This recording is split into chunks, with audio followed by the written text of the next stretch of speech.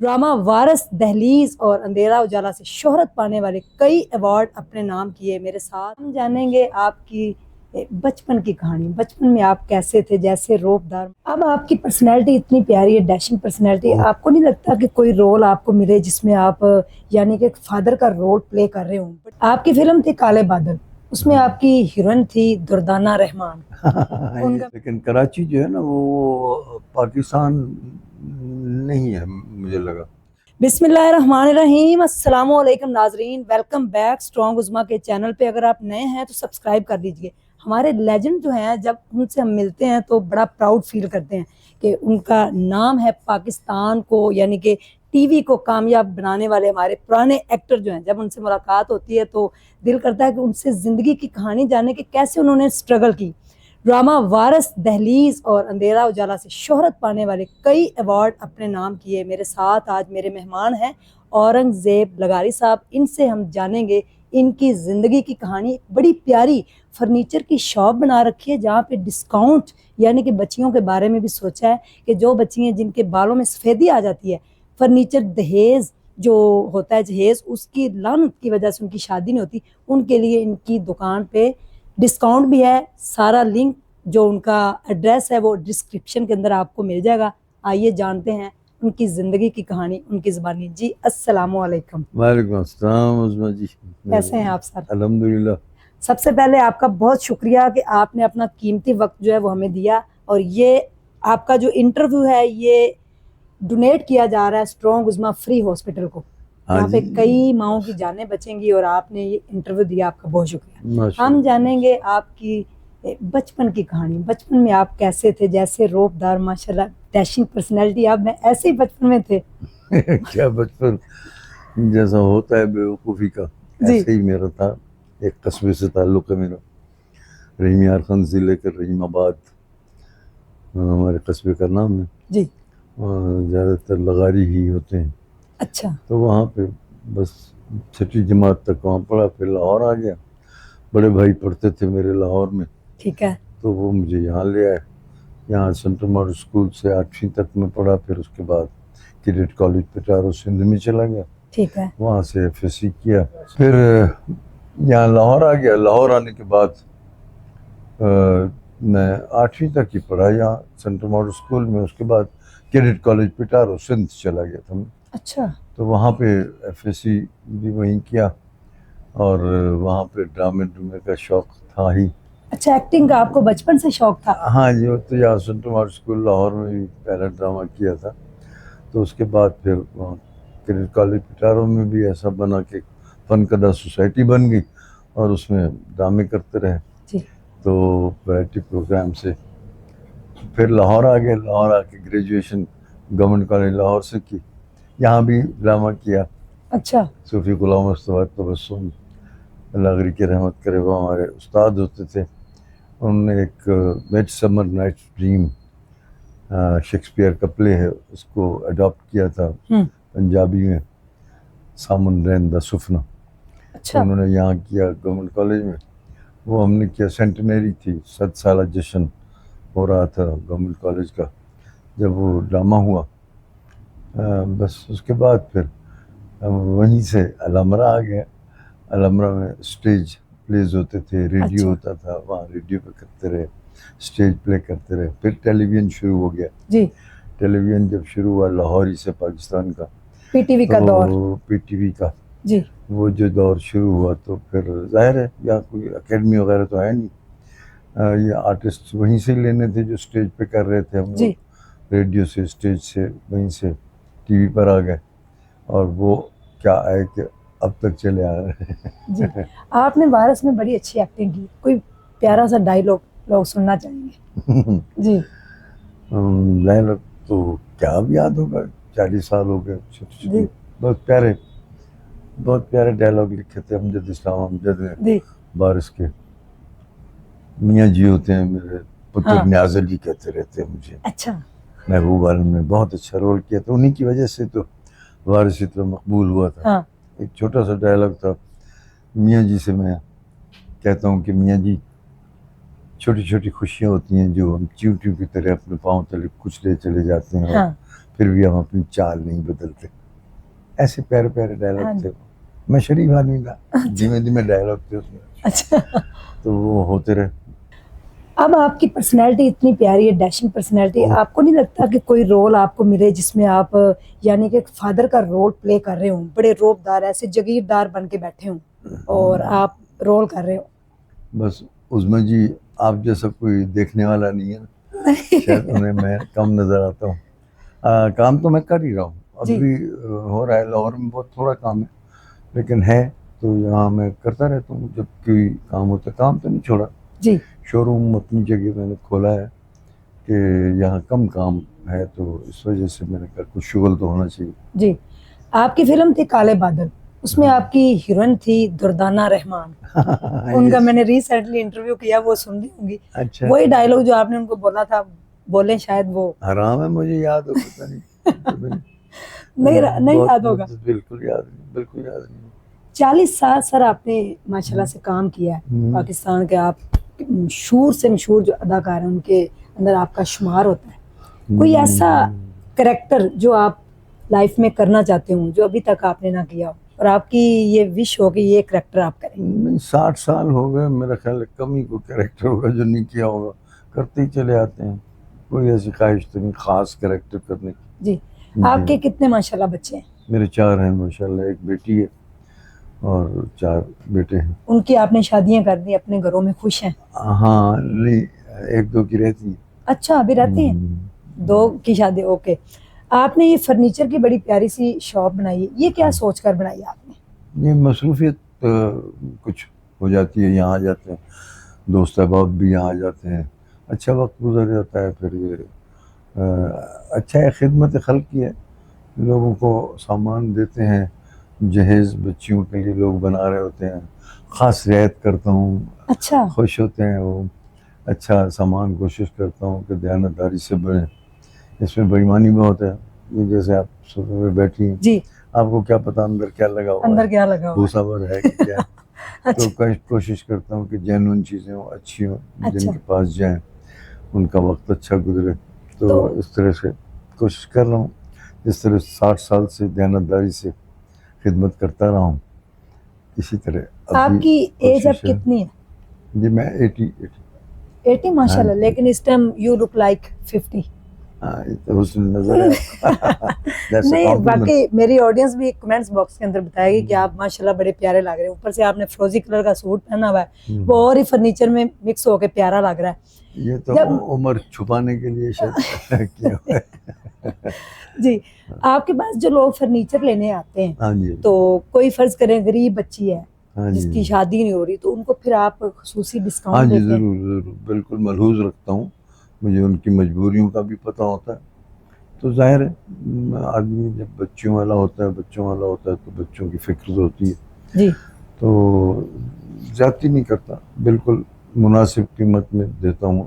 خوش ہوتے ہیں لوگ ماشاءاللہ, سب اپریشیٹ کرتے ہیں کہ آپ کا فرنیچر سستا ہے ماشاءاللہ, اور اچھا بھی ہے, یعنی کہ اچھا فرنیچر بھی ہے. تو فرنیچر کا کام آپ نے صرف اپنے آپ کو بیزی رکھنے کے لیے کیا یا کوئی مجبوری تھی؟ نہیں, مجبوری تو یہی تھی کہ کام کم ہے نا, لاہور سے سارا کام کراچی چلا گیا, تو لاہور میں کم کام ہے, تو ہم ظاہر کام سے ہی کام دل بہلتا ہے. تو مصروفیت کم تھی, تو ایک شغل کا شغل ہے, اور ویسے بھی بزنس سنت ہے, کرنا چاہیے. سر آپ نے اپنا لوہا ہر میدان میں منوایا, تو کراچی جا کے نہیں آپ اپنا یعنی کہ جو کریکٹر ہے آپ کا اس کو سٹرونگ کر سکتے؟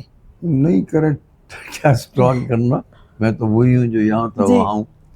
لیکن کراچی جو ہے نا وہ پاکستان نہیں ہے, مجھے لگتا ہے وہ کچھ اور ملک ہے. جب پنجاب سے لوگ وہاں جاتے ہیں تو وہ اتنا عزت افزائی نہیں ہوتی ان کی وہاں. تو بس سمجھ لیں متعصب ٹائپ کا ذہن ہے وہاں, کچھ اس قسم کا ماحول مجھے نظر آیا. تو اتنی پذیرائی مجھے وہاں نہیں ملی, تو پھر میں واپس لاہور آ گیا یہ سوچتے ہوئے کہ شاید لاہور ہے, شاید شیر جنگل میں ہی اچھا لگتا ہے. یہ تو ہے, اور اس کا جنگل سارا لاہور ہے. لاہور. سر زندگی کا کوئی ایسا واقعہ جو آپ ہاسپٹل کی نظر کرنا چاہیں, بتانا چاہیں, اپنی زندگی کا کوئی ایسا واقعہ جو آج تک آپ نے نہیں بتایا ہو؟ نہیں واقعی کیا یہ تو ہاسپٹل پوائنٹ آف ویو سے تو واقعات روز ہی کچھ نہ کچھ دیکھنے کو ملتے ہی ہیں. پچھلے دنوں میں ایک مریض کو لے کر گیا ہوا تھا وہاں ایک ایمرجنسی میں ہاسپٹل کی, تو ایک زخمی بالکل اسٹریچر پر خون میں لت پت گزر رہا تھا. تو میں نے ڈاکٹر صاحب سے پوچھا کیا ہوا اسے, تو کہنے لگے موٹر سائیکل پر یہ زخمی ہوئے ہیں, ایکسیڈنٹ ہوا ہے. تو میں نے کہا ڈاکٹر صاحب مجھے لگتا ہے کہ 50% لوگ تو آدھے تو آپ کے پاس یہ ایکسیڈنٹ والے ہی آتے ہوں گے, موٹر سائیکل والے. جی. تو وہ کہنے لگا لغاری صاحب نہیں 50% نہیں 95% موٹر سائیکل والے آتے ہیں. تو یہ واقعہ نہیں ہے, یہ بڑی دکھ بھری داستان ہے جی. کہ موٹر سائیکل جو چلا رہے ہوتے ہیں انہیں احساس نہیں ہوتا کہ وہ کتنا خطرناک سواری پر بیٹھے ہوئے ہیں, کہ ذرا سی کوئی چیز ٹچ ہوگی تو وہ بالکل شٹل کی طرح جا کے کہیں گریں گے, اور بہت خطرناک اور بہت الارمی ایکسیڈنٹ ہوتے ہیں. چھوٹا سا بھی ایکسیڈنٹ ہو تو جان لیوا ثابت ہو سکتا ہے. تو آپ کی وساطت سے پیغام یہی دینا چاہوں گا میں جی کہ ہاسپٹل کی طرف رجوع نہ کریں. موٹر سائیکلسٹ جو ہیں وہ احتیاط سے چلیں. میں خود جب چل کے آتا ہوں گھر سے یہاں تک تو مجھے لگتا ہے 2-3 لوگوں کو میں بچاتا ہوں. اچھا. اور یہاں تو خود بھی بچنا پڑتا ہے, بچانا بھی پڑتا ہے. تو موٹر سائیکلسٹ خصوصاً ہیلمٹ جنہوں نے پہنا ہوتا ہے ان کو ادھر سے نظر نہیں آ رہا ہوتا, ادھر سے نظر نہیں آ رہا ہوتا, اور بہت رف چلاتے ہیں. تو بہت افسوس ہوتا ہے کہ ٹریفک کا نظام کیا صحیح ہو, ایجوکیشن نہیں ہے, اپنی لین میں نہیں چلتے, اپنے احتیاط نہیں کرتے, اور انہیں احساس نہیں ہوتا کہ ماں باپ پر کیا گزرے گی, گھر والوں پر کیا گزرے گی. اگر وہ زخمی ہو گئے تو اس سے بھی برا ہے. مرنا تو چلو اپنی جگہ ہے جب مرنا ہی ہے, لیکن زخمی ہو کر ساری زندگی کی اذیت والدین کو دینی, اپنے آپ کو دینی. بہت احتیاط کرنی چاہیے جو موٹر سائیکلسٹ نہیں کرتے. یہ پیغام بھی ہے اور ایک حادثہ بھی ہے جو میں نے دیکھا اور ایسے ہوا. جی. آپ کے پسندیدہ اداکار یا پسندیدہ اداکارائیں جو ہوتی ہیں, ہیروئن جو ہوتی ہیں, سب سے زیادہ کون تھے؟ کون سی یا کون سا؟ کون سی بھی اور کون سا کون سی کا آپ پہلے بتائیے. نہیں بہت ہیں وہ تو. اچھا. ہم نے تو شروع سے ہی بہت اچھی فنکاریں ملتی رہیں. روحی بانو, عظمیٰ گیلانی, اچھا, خالدہ ریاست, بہت خوبصورت آرٹسٹ. اور اب ماہرہ خان وغیرہ جو ہیں یہ بہت اچھا کام کر رہی ہیں, بہت اچھی آرٹسٹ ہیں. اور مردوں میں تو ہم نے ظاہر جن لوگوں کے ساتھ کام کیا سر فہرست فلموں میں تو مجھے تالش صاحب اور اجمل صاحب سے بہت متاثر تھا. بہت ہی اچھے آرٹسٹ تھے وہ, اللہ غری کی رحمت کرے. اس کے بعد ٹیلی ویژن پہ قوی خان میرا خیال آن ٹاپ آف لسٹ ہے, اللہ غری کی رحمت کرے. ابھی وہ چھوڑ کر چلے گئے, ہم زندگی بھر کا ساتھ رہا ان سے. تو یہ لوگ ہیں, اور بھی بہت آرٹسٹ ہیں. اب تو ماشاءاللہ بہت اچھا کام کر رہے ہیں. کرنے والے تو بہت اچھے ہیں لیکن کام اچھا نہیں ہو رہا. کام اچھا نہیں ہو رہا. پہلے اچھے لکھنے والے تھے, کہانیاں اچھی تھیں, تھیمز اچھے تھے. اب وہ کام ہی نہیں ہو رہا. کوئی سالیسیش کر رہا ہے, کس قسم کے ڈرامے ہو رہے ہیں, کہتے بولتے بھی شرم آتی ہے. نہ صرف چینل والوں نے آنکھیں بند کی ہوئی ہیں بلکہ میں سمجھتا ہوں کہ آرٹ اینڈ کلچر کے جو بھی ذمہ دار منسٹر صاحبان ہیں انہوں نے بھی اپنی آنکھیں بند کی ہوئی ہیں. اسلام سے بہت دور ہو گئے ہیں. میں سمجھتا ہوں کہ پاکستان تو اسلام کی بنیاد پر ہی بنا تھا. اب تو لگتا ہے ہمارے جو بھی سیاستدان صاحبان ہیں انہیں اسلام کی نہیں اسلام آباد کی فکر ہے, تو اس طرف دھیان ہی نہیں ہے. آرٹ اینڈ کلچر پہ بہت دھیان دینا چاہیے, اس سے ہمارے کلچر صحیح ہوتا ہے, عوام تک اچھا آپ کو میسج جاتا ہے. لگتا ہے پاکستان میں آرٹ اینڈ کلچر کا کوئی باپ ہی نہیں ہے. میں تو یہ کہوں گا اللہ انہیں ہدایت دے ہمارے سیاستدانوں کو. اللہ کرے ہم سب کا رخ دین کی طرف ہو جائے اور ہماری فلاح تو اسی میں ہی ہے. سر آپ کوئی بہت اچھی پیغام لگ رہی ہیں اس طرح جب آپ نے دوپٹہ کیا ہوا ہے تو مجھے بہت پیارا لگتا ہے. ہماری اکثر انٹرویو لینے والی خواتین ایسی ہوتی ہیں کہ جن کو دیکھ کے بھی شرم آ رہی ہوتی ہے, اور وہ کیا ان سے کہیں, یہ سمجھ نہیں آتی کہ گھر سے جو یہ ہماری بچیاں نکلتی ہیں, کیا ان کے ماں باپ دیکھتے نہیں ہیں؟